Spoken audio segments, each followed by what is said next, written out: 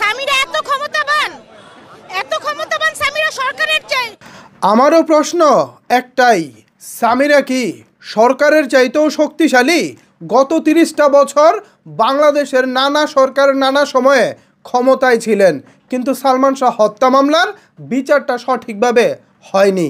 এবার যখন বর্তমান অন্তর্বর্তী সরকারের সময় সালমান শাহ আত্মহত্যা মামলাটিকে হত্যা মামলা হিসেবে আমলে নিয়েছিলেন আদালত, তখন আমরা আশা করেছিলাম আমরা হয়তোবা ন্যায় বিচার পাবো।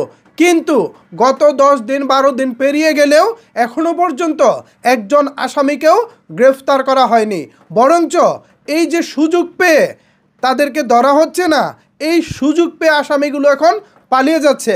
সামিরাকে তার বাসায় খুঁজে পাওয়া যাচ্ছে না।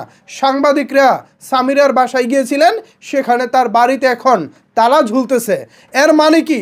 এর মানে হচ্ছে সামিরা পালিয়ে বেড়াচ্ছেন, তিনি এখন গা ঢাকা দিয়েছেন। সামিরা যদি সত্যি নির্দোষ হতেন, নিজেকে যদি তিনি নিরপরাধ মনে করতেন, তাহলে আইনের কাছে সারেন্ডার করতেন, তিনি আইনিভাবে এটা লড়তেন।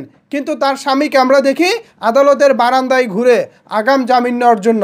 অথচ সামিরা বিগত দিনগুলোতে বলেছেন, আমি সালমানকে হত্যা করিনি, হত্যা করলে দেশ ছেড়ে পালিয়ে যেতাম, পারলে প্রমাণ করুক আমি তাকে মেরেছি। তো এখন যখন আপনার নামে মামলা হয়েছে, এখন আপনি পালিয়ে বেড়াচ্ছেন কেন?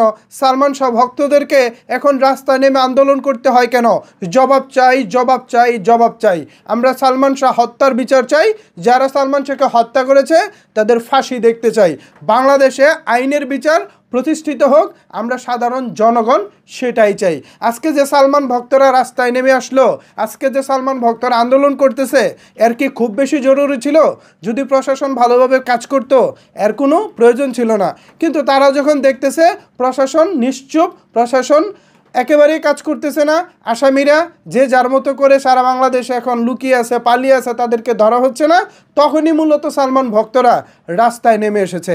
এই যে একটা ঘটনা দীর্ঘ 30 বছর ধরে ঝুলতেছে, ভাই বুঝাই তো যায় সালমান শাহ হত্যার পিছনে ডন সামিরা এরা জড়িত। তা না হলে এরা আইনের কাছে আত্মসমর্পণ করতেছে না কেন? এরা এখন পালিয়ে বেড়াচ্ছে কেন?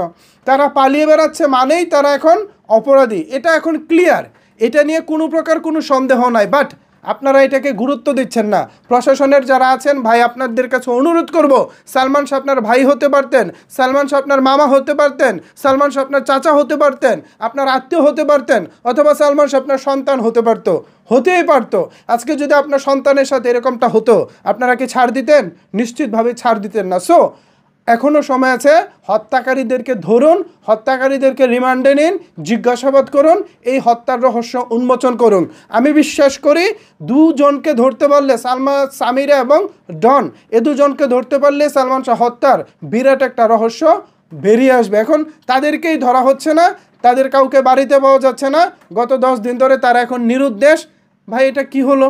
সামিরা তো দেশে আছে, ডনও তো দেশে আছে, নিশ্চয়ই তাদেরকে যদি পুলিশ ভালোভাবে খোঁজে, আইনশৃঙ্খলা বাহিনী যদি ভালোভাবে খোঁজে, যে কোনো জায়গা থেকে তাদেরকে বের করে আনা সম্ভব। সো আমরা দৃষ্টান্তমূলক শাস্তি চাই, আর কোনো হেলাফেলা নয়, আমরা এর বিচার চাই। কি বলেন সালমান ভক্তরা? এ বিষয়ে আপনাদের কি মতামত জানিয়ে দিন নিচের কমেন্ট বক্সে। ধন্যবাদ সবাইকে এতক্ষণ আমার সাথে থাকার জন্য।